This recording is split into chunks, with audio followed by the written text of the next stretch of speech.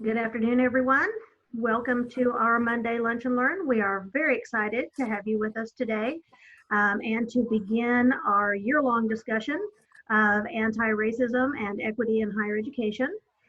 We are very excited today to have Shani Barrax Moore with us. She is my friend and colleague. We worked together at Tarrant County College, where she had the role of Equity and Diversity Officer there. She has moved on to the University of North Texas, where she is the Director of Equity and Inclusion, I believe is the name of Diversity and Inclusion, yes. Yes, sorry, okay. And she's joining us today so that we can begin our discussion on anti-racism and equity. What I'm going to ask that you do is please keep yourself muted. And as you have questions, please type them in the chat box. We're going to hold all of the questions until the end, and then I will relay them to our presenter on your behalf. So with that, I'm going to hand it over to Shani and we'll get started. All right. Well, thank you so much, Christine. I am delighted to be with all of you here today. And Christine let me know that some of my Tarrant County College compadres are in the audience. So I am very much looking forward to the conversation. So we're just going to jump right in because we've got a lot to cover and talk about what it is we're going to address today. So today, this is the beginning, as Christine mentioned, of a number of different discussions that we're going to have as part of the consortium, where we're going to look at structural and institutional racism, and then we're also going to unpack and understand equity, equity-mindedness, and opportunity expansion. And you know, some of you may be familiar with the notion of inclusive excellence through AAC and U, but we're also going to look at inclusive excellence as a lever for opportunity expansion. So the essential question that we are going to pose today is, how can inclusive excellence and equity-mindedness not only be applied to you as an individual, but also to your institution as a positive facilitator of student success? Because the reality is, and I say this all the time, regardless of what institutions that we're in, all of us, regardless of what our roles are within our respective institutions, should see ourselves as facilitators of student success. And I say affectionately, but very seriously, that if you don't see yourself as a facilitator of student success, particularly in the higher education and community college setting, then you might be in the wrong line of work, because we all should be focused on retaining our students. So with that said, I'm just going to jump right on in. And I want to start the conversation with a common definition of anti-racism. And even though we're going to talk a lot more about equity as it relates to this discussion, you have to get through equity to get to anti-racism. And so the working definition we're going to use is active and intentional commitments to dismantling structures that perpetuate racism.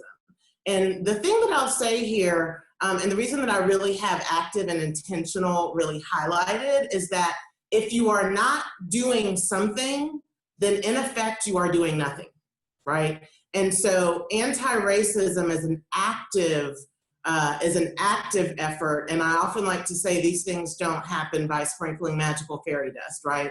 That it has to come with some intentionality, a level of intentionality.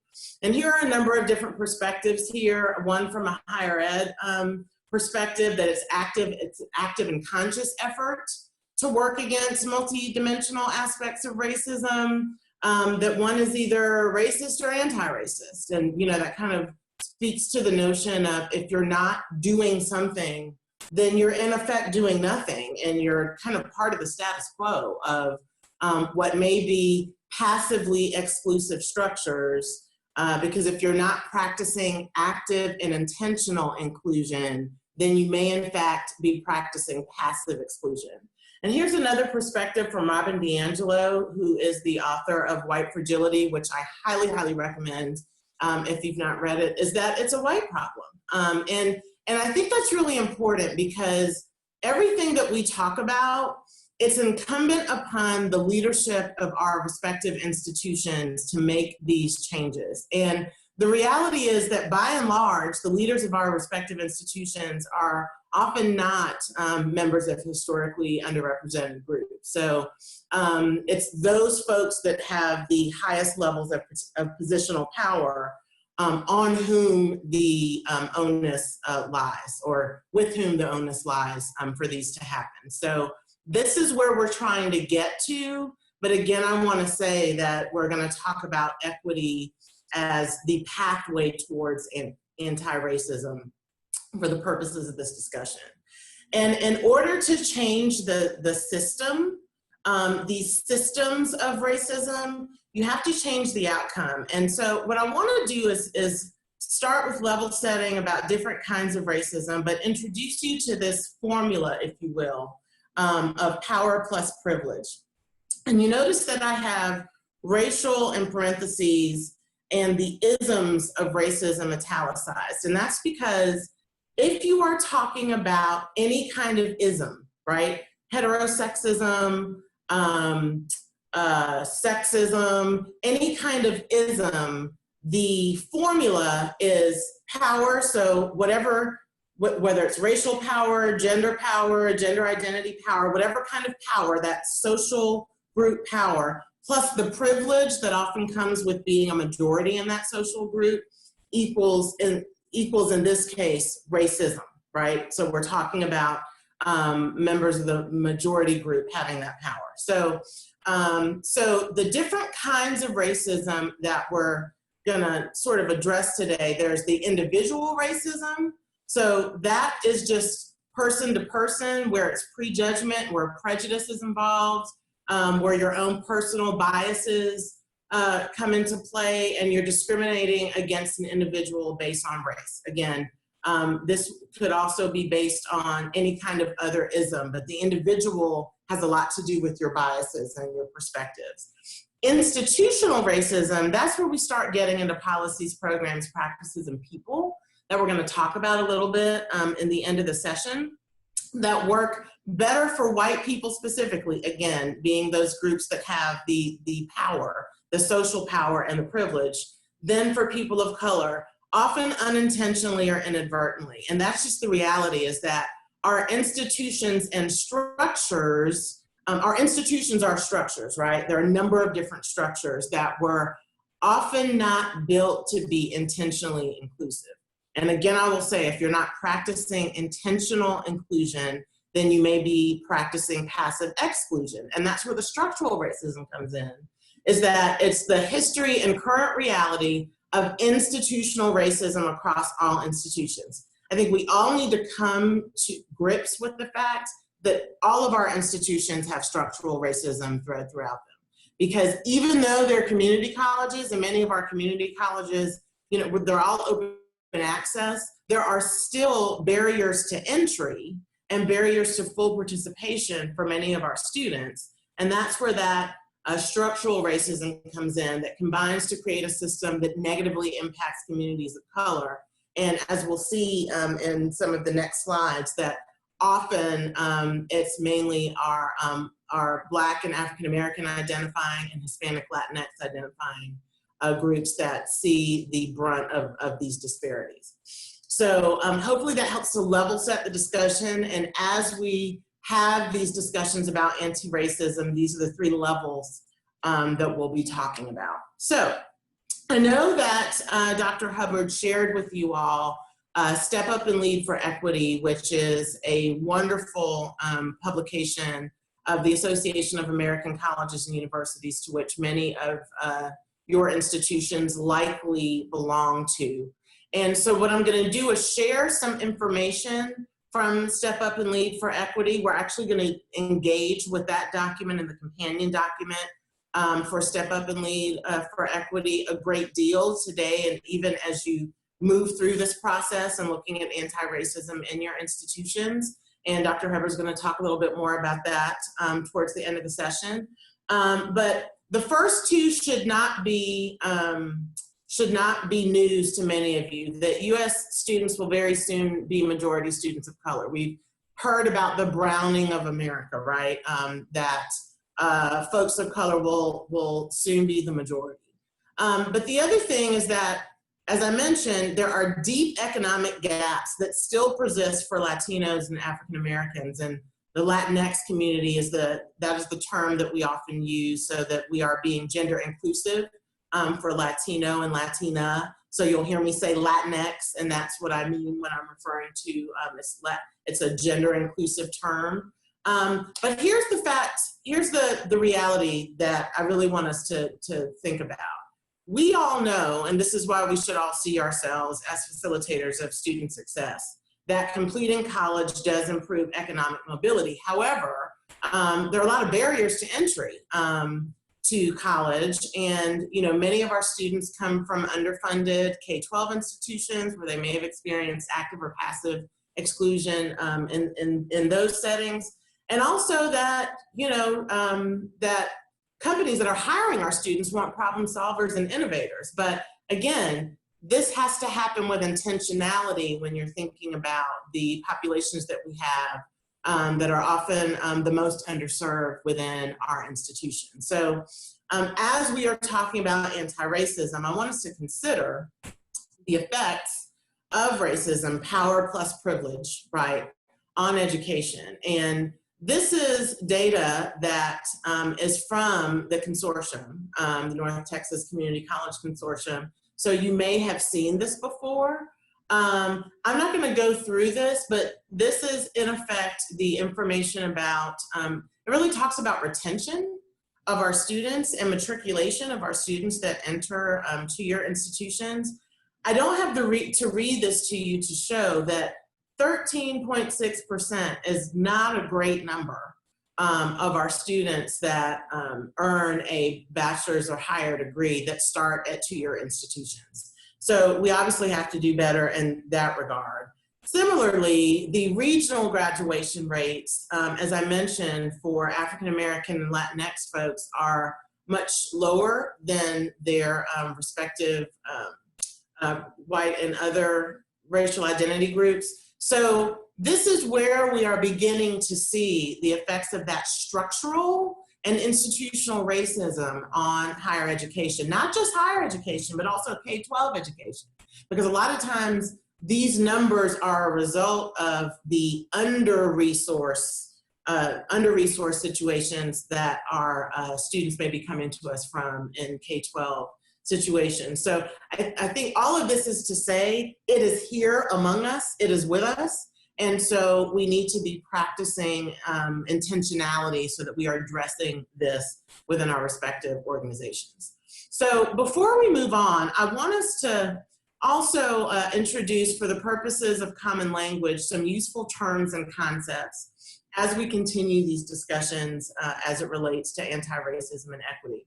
And the first is equity, and you'll see a couple of different definitions of equity, but this is the first one that I want to introduce to us, is that it's the guarantee of fair treatment, access, opportunity, and advancement for all students, faculty, and staff. So we're talking about students, that obviously our focus is on students, but we also want to focus on also attracting and retaining faculty and staff that are reflective of our student population.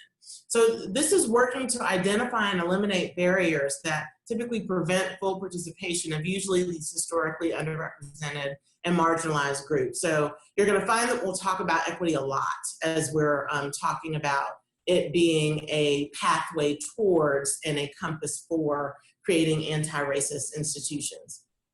The climate.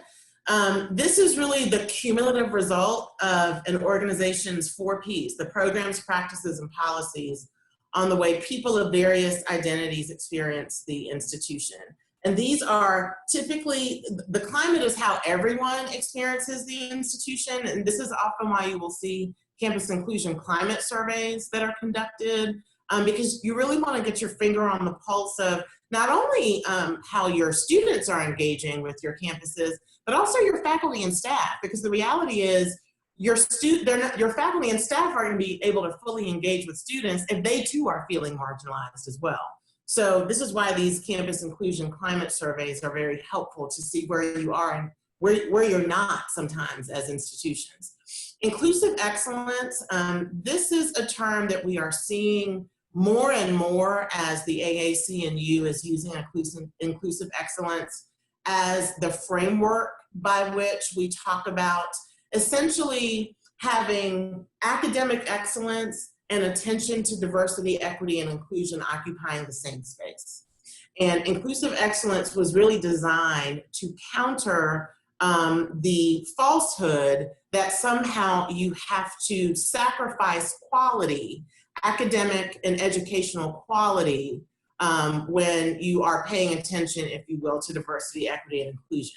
So it's the way in which universities achieve excellence in learning, teaching, student development, institutional functioning, and engagement in local and global communities. And at UNT, we actually give a Inclusive Excellence Award to a UNT unit that exemplifies this as part of our Equity and Diversity Conference.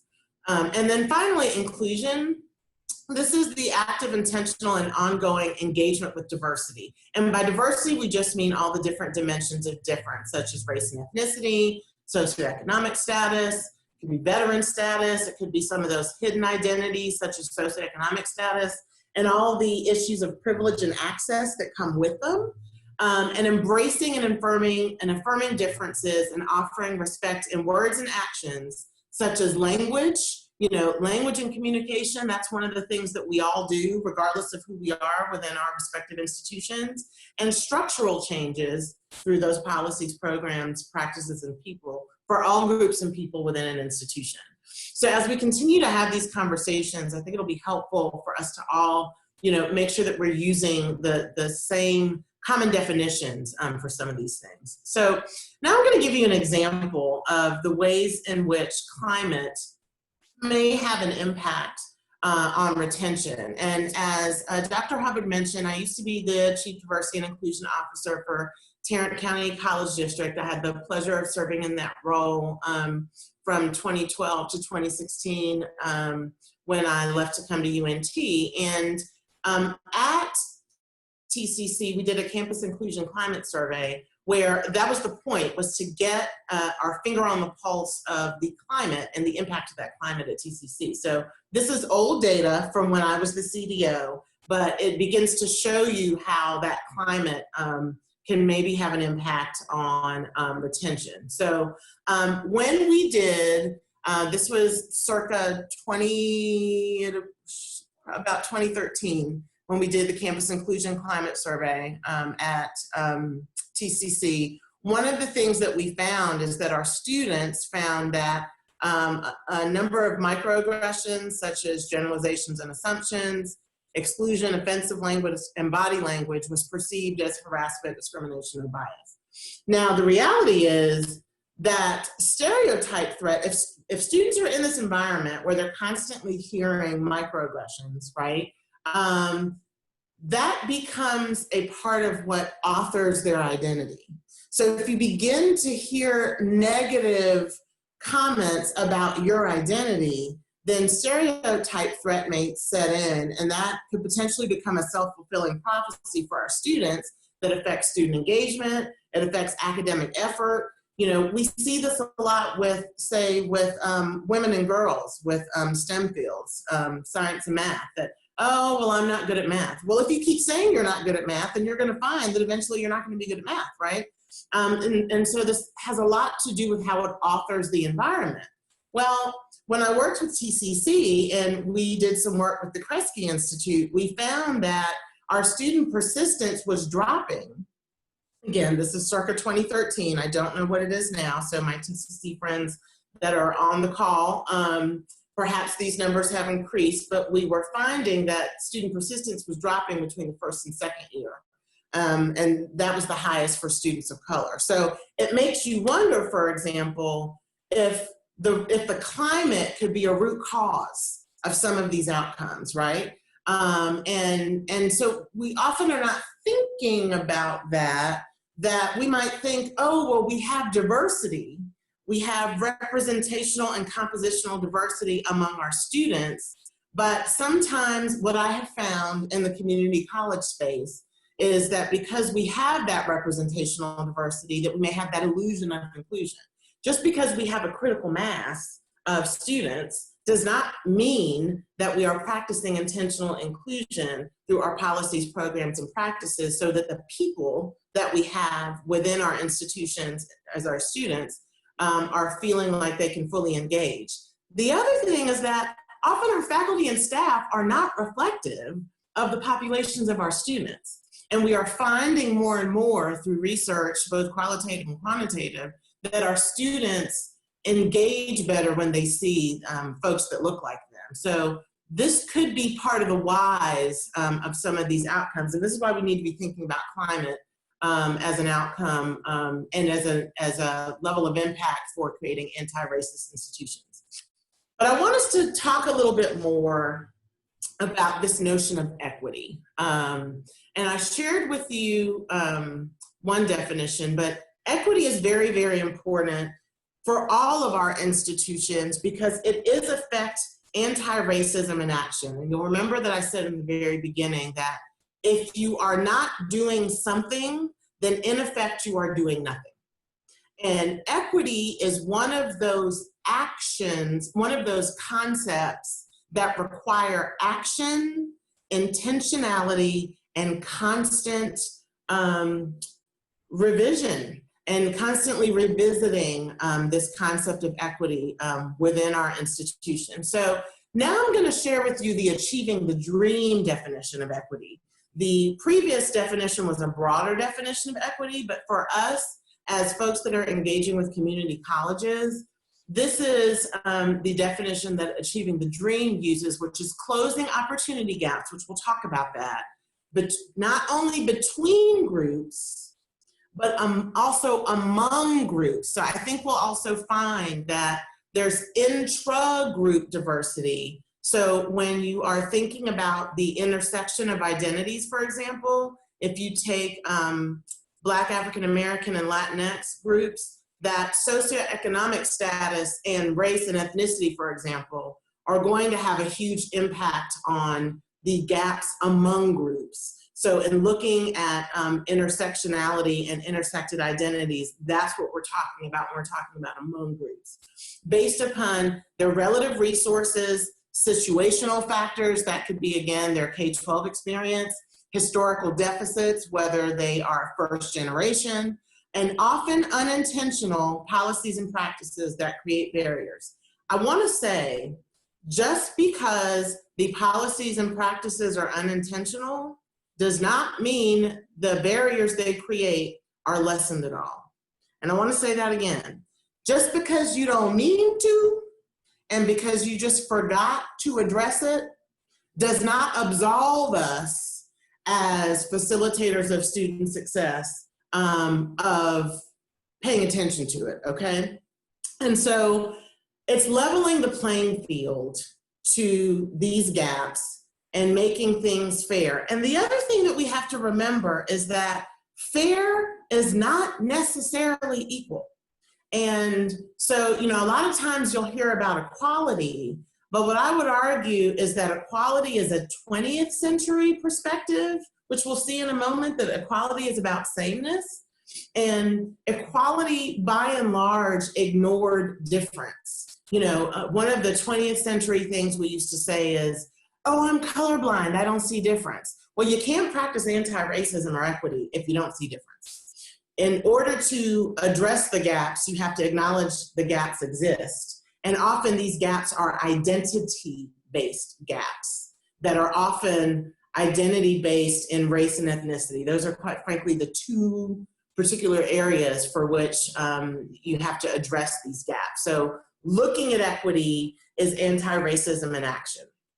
And so some of you may have seen this graphic about the difference between equality and equity. But what I want to do is go through this and introduce another dimension to this, which is justice. There's another one of these that talks about liberation. But I think for the purposes of us discussing anti-racism, I want us to think about this continuum of equality to equity, and that justice is a lot more about access and opportunity. So as I mentioned, equality is sameness, right? In the 20th century, I just wanted to have equal access to be able to get into some institutions that were not open to people of color like myself. So I just wanted the same access to opportunity. So with equality, if you notice from the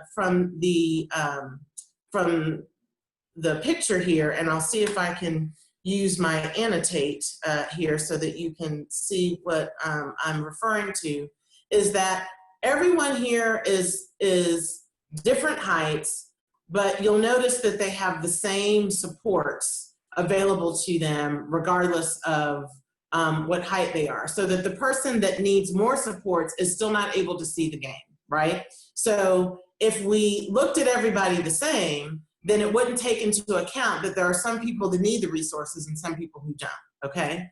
Now, when we're talking about equity, this is oh, okay, my clicker's not working. Here we go. Equity is noticing that this person here, this first person, doesn't need any supports. That would be like requiring everybody to see the Office of Disability Access to get accommodations, which would be a waste of resources if you made everybody do that, but you did not distribute your resources based upon the need so that everyone gets the support they need. The person who is, in this case, the most vertically under-resourced has the support that they need to be able to see the game. And so you're redistributing those resources appropriately. Now, justice, however, is all three can see the game without supports because the causes of the inequity was addressed. The systemic and structural systems and barriers that are inevitably, folks, in every single one of our institutions. If we don't think we're there, then I go back to the earlier slide that shows our graduation rates, right? So you have to get through equity in order to get to justice, that you have to acknowledge that there are varying levels of supports needed before you can get to justice. And so justice, that's where we're getting to areas of access, where we're really getting into intentional inclusion. And when we're addressing these systemic barriers and we're acknowledging that just because it's not a barrier for the person here who's tall and doesn't need the supports, doesn't mean that it's not a barrier. So this is why looking at difference and engaging with difference is a 21st century virtue and activity that we must engage in, and that you have to come through equality and equity to get to justice, right? That there are some things for whom equality, for example, if you look at issues of, say, sexual orientation, that equality is relevant there because it's the sameness that many members of the LGBT community, they want the same opportunities, whereas once they get into these respective organizations, then we're practicing equity. But as it relates to race and racism, we need to just make the assumption that all of our Black and brown students, by and large, are going to have some sort of structural disadvantage because of the country that we live in, right? That is just, quite frankly, a reality of education, K-16, 20 education in the United States of America. So that is this continuum of equality, equity, and injustice. Now, what I want to do is talk about the three phases of equity, and I'm a huge fan of Christine McPhail. I was introduced to her when I was at Tarrant County College District, and she came to speak to us in 2014. But I love, some of you may be familiar with her as an Achieving the Dream coach when she used to work with Achieving the Dream, but I love her three lenses of equity, and I think it's very appropriate to share these with you because it's really focused on community colleges, okay? And so equity is further defined into three terms according to Dr. McPhail. There's one, representational equity, which is the proportional participation of these historically underrepresented student populations at all levels of an institution. And so I think, you know, when you are starting to talk about things like leadership programs, for example, for your students, is there a proportional participation of students of color in things like leadership programs, things like high impact practices and learning cohorts that we'll talk about in a moment. You need to really be looking at those things, and if there is not representational equity, what is it you need to do to refit and reframe your policies, programs, and practices in order to make sure that they are equitable? Resource equity, which really means, folks, you're gonna have to redistribute your educational resources to close those equity gaps. That means that, you know, if you don't have, say, for example, at TCC, we called it the Office of Institutional Diversity and Inclusion.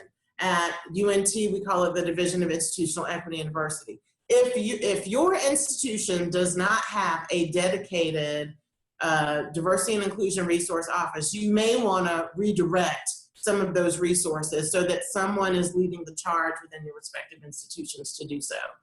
Equity mindedness is the third term, which involves institutional leaders and staff, that's us, demonstrating an awareness and a willingness to address equity issues.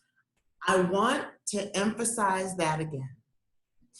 You, number one, have to know that you need to address equity, but it's also the willingness. And I think sometimes we as administrators can get so high up that we get what I like to call the privilege of oblivion.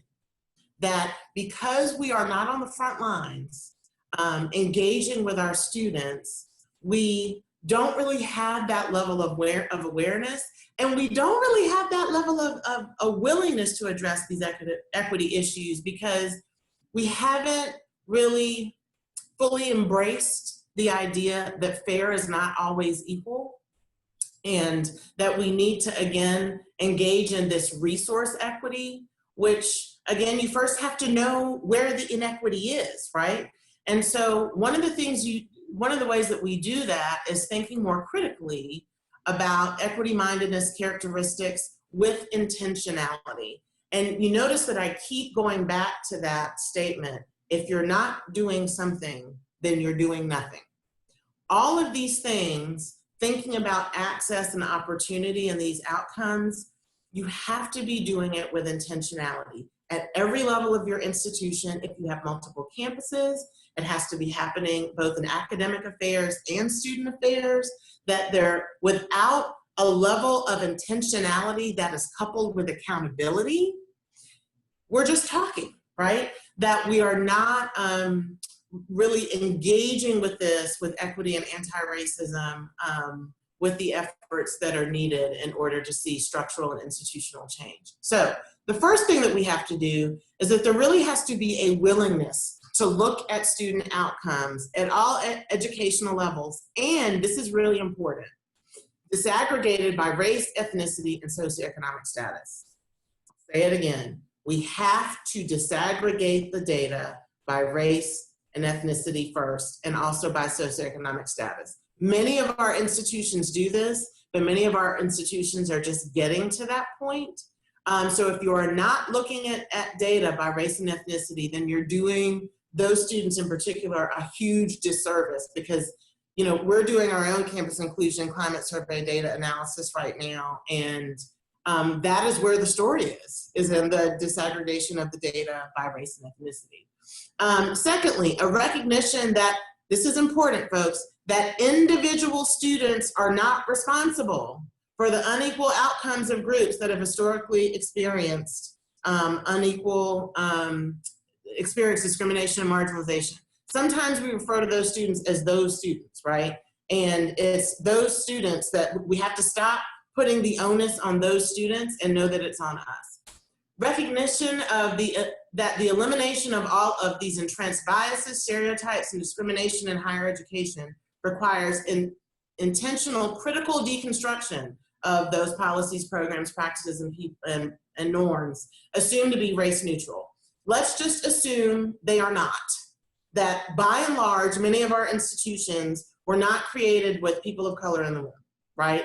And so because our institutions were not created with people of color in the room, they are probably not race neutral, right? Respect for the aspirations and struggles of students who are not well served by the current educational system. And finally, belief in the fairness of allocating additional college and community resources to students who have greater needs due to the systemic shortcomings of our educational system in providing for them. So this is where that attention to institutional and structural racism comes into play. You first have to acknowledge that institutional and structural racism comes into play. Institutional and structural racism and individual racism exists within all of our institutions. As my kids would say, period, point blank. You know, they're Generation Z, right? So I think we first have to acknowledge that we would not be having these conversations if they did not exist in our respective organizations. And so in order to do all of these things, there's a balancing act that we have to engage in to achieve equity and anti-racist intentionality. And you'll notice one of the first things that I have is that the change is systemic. It's not changing our students. Our students are our students. That's who we get when we get them. We don't know what inequities they got through to get to us in their K-12 environments. And so a lot of those things that I've heard said about our students, oh, those students can't learn. Those students, anytime we start anything with those students, right? What we have to do is acknowledge that there are some things that we need to acknowledge within ourselves, and there's some things that we have to reject within our respective institutions, okay? This is for ourselves. This is both individually and institutionally, okay? First, we have to acknowledge difference, the changing demographics. Those of us that have been with our institutions, you may have been there since the doors opened. Our students don't look like they did 10, 20, 30 years ago. So first we have to acknowledge not only that the demographics are changing, but they're not gonna change back anytime soon. So this is our new normal, kind of like COVID, right? We have to acknowledge that we all have biases. If you're breathing in and out, then you have biases. And that we all have relative privilege. And that all of our institutions have inherent bias and privilege within our policies, programs, and practices that have an effect on the people within our institutions, not just our students, sometimes our faculty and staff of historically underrepresented and marginalized groups as well. That we have to acknowledge that there is exclusion, both historically and presently. And as I've always said, if you are not practicing intentional inclusion through policies, programs, and practices, you are in fact practicing passive exclusion. So if you can't point to the places within your operations where it's intentional inclusion, it is exclusion, both historical and present. So you're compounding upon the historical exclusion by continuing that passive exclusion if you're not practicing intentional inclusion. And you have to acknowledge the opportunity gaps by disaggregating and looking at race and ethnicity. So that's what you have to acknowledge. But here's some things that we have to reject, folks. One, blaming inequities on student backgrounds. I've heard some cringe-worthy statements, particularly in community college environments, that faculty, staff, and administrator have said about those students. I would submit to you that any time we are starting something with those students is probably not good, right? So regardless of where they came from before we got to them, they're ours now, right? And so it's our job to address those inequities. That we have to reject a deficit-based mindset. Oh, those students came from South Dallas, so they can't learn. Or, oh, insert whatever your bias is here, that you assume that our students will not be successful. Because again, that becomes stereotype threat and that self-fulfilling prophecy, right? Rejecting scapegoating and finger pointing. How many of us have seen in higher ed where academic affairs says it's on student affairs, student affairs says it's on academic affairs, the advisors say it's on the success coaches say it's on the advisors. It's on all of us, folks. So we have to reject the idea that someone else is going to do it, right? And then finally, let's please take out of our lexicon this notion of reverse discrimination. It does not exist, okay? And so I think a lot of times institutions, and usually individuals, you know, you go back to that individual, institutional, and structural racism, it is often at that individual level where people will say, well, this is reverse discrimination. You're leaving out, you know, white men, or, well, if you look at the data, that's not who we need to be focused on, right? It's all about the data, right? So this is the balancing act that we have to engage in so that we are, in fact, embracing our own impact and the reality that we can provide authentic care and intentional inclusion through equity because we're all student success facilitators. And I think that is an identity that all of us need to have, is seeing ourselves as student success facilitators as we are moving our institutions towards anti-racist institutions. So in order for us to have a personal and institutional impact as student success facilitators, there are these competing mindsets that many of us have that often author our institutional climate, particularly for our students. It affects the way that we see our students. It affects the expectations that we have of our students. And if we don't realize that we have these perspectives, we don't realize that we're authoring the way our students see themselves through these mindsets that we have. Now, the first is a deficit-minded frame, and this is out of the USC Center for Urban Education that I would encourage you all to engage with. This is emphasizing qualities that students lack, or all the shoulds. They should know how to learn. They should know how to do time management. They should know how to be a college student. They should know how to do, they don't, right? Many of these are first-generation college students. It is on us, it is on all of us to get them from the shoulds to the cans, right? And so rather than having this deficit-minded frame, the equity-minded frame is focusing on institutional responsibility, not what the students should be doing, but this is what we should be doing as our respective institutions through our policies, programs, and practices. We should be conscious of diversity. We should be focused on those capable of making change. And quite frankly, folks, and I'll say this to the administrators, if you've got folks among you that aren't willing to make change, you might want to begin asking what place do they have within our institutions that are now going to be largely institutions of color, right? They are counter to our efforts of retaining and matriculating our students. Calling attention to inequities. Institutional effort means that we are the sum of our parts, right? Institutions are the sum of us as individuals of our parts. So we flip that deficit-minded frame to it's on us as institutions to make the changes that we need through these policies, programs, practices, and people. So I want to take us through this so that we know what we mean. Anytime we are enacting any kind of massive change, it's through the lens of these 4 Ps, policies, programs, practices, and people. So let's have us think about these, because I know that y'all are going to be engaging in some of these through the work that you're doing with the consortium. Policies are an organization's key documents, not only the mission statement and core principles, but also things like strategic plans. So then it's asking yourself, does your institution have a strategic plan for equity, diversity, and inclusion? Is there required training as it relates to diversity, equity, and inclusion? If not, is maybe having some training? What's the accountability for that training? Is the training associated with tenure and evaluations? You know, those are some policies that we can begin enacting within our respective organizations. Programs should reflect diversity and inclusion goals, whether it's retention, you know, there should be some retention goals, right, that are identity-based.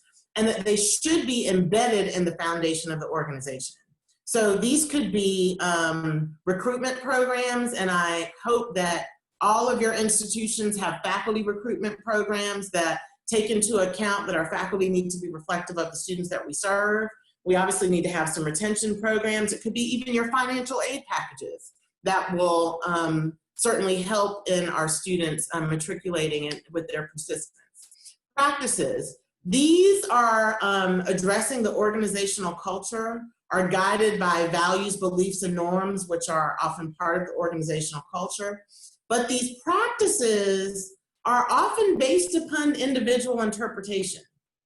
And these can most be affected by biases and passive exclusion. So a practice may be where you typically recruit for faculty. If you're always recruiting for faculty at a particular institution, and say it's a predominantly white institution and you're not looking at HBCUs or Hispanic serving institutions, or if you're not looking at any pipeline development where your faculty can reflect the students of color that you serve, that's a practice that may be laced with bias that you haven't really thought about. So it's thinking about all of those things. And then finally, people. This includes not only your students, but your employees and your administrative team, senior administrators responsible for supporting diversity, equity, and inclusion. How broadly diverse is your team? And I'm not just talking about race and ethnicity.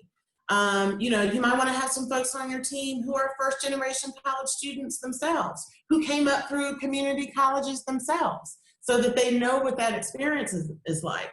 And then you also have to think about, if you haven't already, the impact that composition has on students and their families. Yes, and their families too.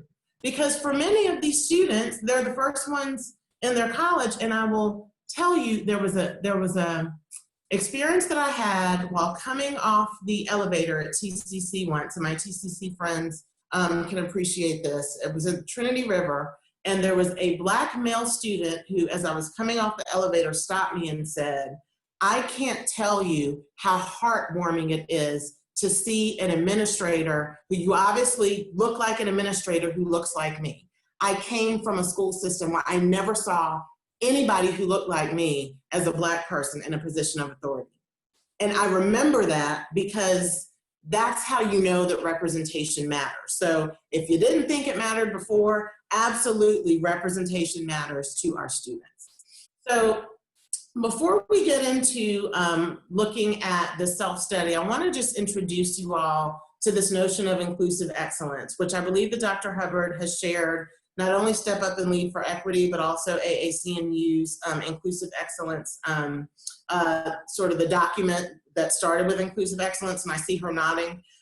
So this is really just a truncated version of this, but there are 4 different areas of inclusive excellence. Academic, which is a focus on student intellectual and social development and offering the best possible course of study. Organizational, which is, again, purposeful, which is like intentional, development and utilization of resources to enhance student learning, challenging each student, involving all in knowledge development. Involving all in knowledge development, folks, means even involving students and flipping the classroom sometimes in some cases, so that we are making sure that as faculty that we are not always the sages on the stage, and that we are leveraging the identities and the perspective of students in our teaching and learning processes. Attention to the cultural differences learners bring to the educational experience. Again, acknowledge, you have to see the difference of your students in order to practice equity. And then environmental, a welcoming community that engages all of its diversity in the service of student and organizational learning. And when I talk about diversity, again, I'm talking big tent diversity, not just race and ethnicity, but gender, gender identity, age, ability, sexual orientation, socioeconomic status, veteran status, all of those things. You want to make sure that all of those dimensions of diversity that you're engaging with for your students, and again, for your faculty and staff as well. So I'm going to stop here because this is where we are going to shift a bit. And hopefully you all have had an opportunity to review, and if you haven't, we're going to do it now. The Campus Guide for Self-Study and Planning, that is a companion document to Inclusive Excellence. And I'll stop here and have Dr. Hubbard kind of talk about how you all are going to work in teams to address this self-study. So as we move into this next academic year, we are going to engage in this Step Up and Lead for Equity work by having all of you at your respective colleges and teams complete the Committing to Equity and Inclusive Excellence Campus Guide for Self-Study and Planning. So this meeting today is a kickoff for that work. Then you will, in your institutional teams, go through the self-study, and then we have day-long workshops scheduled in October, November, December, March, and April.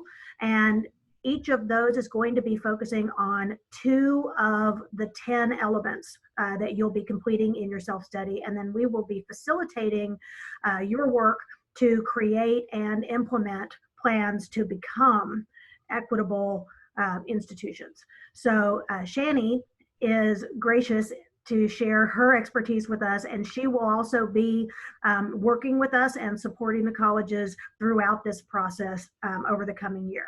We'll also be bringing in a variety of subject matter experts with expertise in each of these subsections that Shani's going to run through quickly now. Yes, okay. So I'm just going to run through these really quickly because you have them. But the first is knowing who your students are and will be, and making sure that we are adhering to these demographic shifts.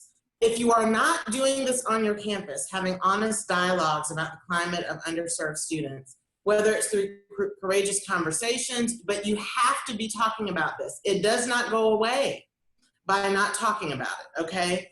So, but you all are starting on this journey by being part of these cohorts that are doing this work. Investing in culturally competent practices that lead to the success of all students. And again, it's thinking about that opportunity expansion and equity mindedness, that are you putting the right resources towards this to make sure that, that it's getting down to our students. Setting and monitoring equity minded goals and allocating aligned resources to achieve them, making sure there's a unified strategy.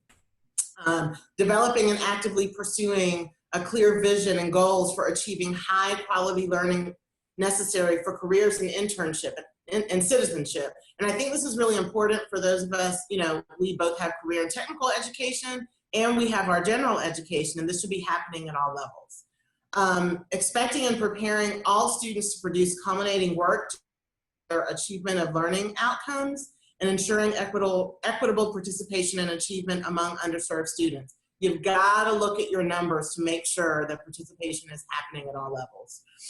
Providing support to help students develop guided plans to achieve learning outcomes and connecting college experiences with careers. You know, thinking about how well academic advising and student services does, and making sure that academic affairs and student affairs are working together in that regard. Identifying those high-impact practices best suited to your institution students, and again, you keep seeing that equitable participation, and making sure that it's happening regardless of what programs that our students are in. Again, making sure that career and technical education is addressing this as well. Ensuring essential learning outcomes and high-impact practices are incorporated throughout, including, again, there's career and technical education and online, folks. This is really important now, considering that all of our courses are likely online. So, you know, we have to think about doing things differently than we did before. So it's kind of a great opportunity to take another look at it. And then making student achievement, including all of those who are underserved, visible and valued, and thinking about, are we reaching students before we lose them, looking at those numbers. And so this is where you all are going to do this critical work and looking at your respective organizations and institutions and looking at what are you doing well and what are the areas that you can improve in. So I'm glad that I'll be able to work with you all throughout the year as we are doing this. These are the 2 resources, Step Up and Lead for Equity, and also Making Excellence Inclusive. I would really encourage you all to read more about inclusive excellence and that making excellence inclusive, and also check out the University of Southern California Center for Urban Education. And with that, I am going to stop talking. We've got 5 minutes left for questions, but here's my information. But I will certainly be working with all of you throughout the year, and I hope you found this helpful. So I'm going to stop talking and see what questions we got. Thank you, Shani. I really appreciate your time and your expertise, and I'm excited that we're going to be continuing to work with you on this. I do have a few questions. So this one comes from Linda Brady. So hi to Linda. What do you do explicitly to mitigate the misperception that the gaps we see in the data are a result of student deficiencies rather than deficiencies in our system? Now, she had asked this question before you went through some of the slides related to this, but can you share, how we can explicitly overcome this if we know that some people have this bias? Yeah, so first I think you need to require, this is from a diversity and inclusion practitioner perspective, some sort of training where people are aware of their biases. When I do our bias awareness training, I show diversity ladies biases so that people can see it's natural to have biases. The reality is, if you don't engage with them, then you don't know how they're showing up. So for me, I see bias awareness as round zero for doing any of this work. Great. I wanted to also let you know that we received some comments throughout the presentation saying that they found the examples that you were giving to be very helpful and useful, specifically the equality, equity, justice graphic, which is always a popular one, and also your in-depth explanation of the process that you go through to become an anti-racist institution. So I wanted to share those, but we do have some additional questions, and this one really has to do with benchmarking and then gathering the appropriate data to know whether or not we're being effective. So it says, once we continue this work and start implementing these practices, when will we know the shift needed is actually happening? Yeah, this is where I would encourage you all to do a campus inclusion climate survey, because this work, you could be doing all of this great work and looking at your policies, programs, and practices, but it may fall short because you may not realize that your climate is passively exclusive, if not actively exclusive, based upon what's happening on the ground. So there are a number of different tools out there. I know we just use the Viewfinder tool so that you don't have to create it yourself, but I would couple these efforts that you're doing with some sort of climate survey so that you're able to look at your policies, programs, and practices, but you're also able to see the impact that it's having on your people as well. Right. Okay, I have a couple questions. I don't know that we're going to get to all of them, but we're going to try. So what if you I'm happy to answer some of these questions on the back end if you want to email them to me. Sure, and I'll do that and post it. Or we can try to get through them. We've got 2 whole minutes. Yeah. So if you have a staff member who's unaware of their biases or participating in microaggressions, even if not towards you, how do you address it? What can we do on that individual person-to-person level when we see things happening? Yeah, the first thing I will say is you can't not do anything. Because by not calling that person in, and notice I'm saying calling them in rather than calling them out, because anybody love to be called out? No. So you have to take an opportunity to call that person in and say, hey, that's not inclusive language, or ouch, or I don't really think that was appropriate, or whatever it is that rolls off of your tongue for you. Ouch is universal, but calling that person in and having a conversation with them, which is why training is so important.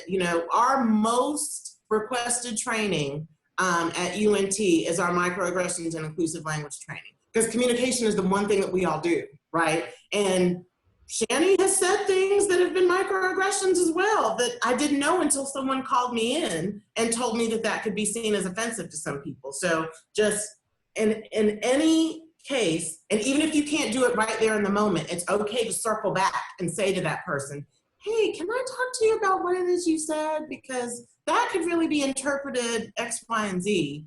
And chances are they just may not have thought of that. Okay, well, it's 1 o'clock. We do have other questions, but I'm going to forward them to you. And Okay. for everyone who's joined us today, please know that this Q&A and the answers to those questions will be posted on our event site so everybody can learn from it. But at this time, we're going to shut down today's Lunch and Learn. And thank you, Shani, for your work. And we look forward to seeing you again soon. All right, great. Bye, everyone. Everyone.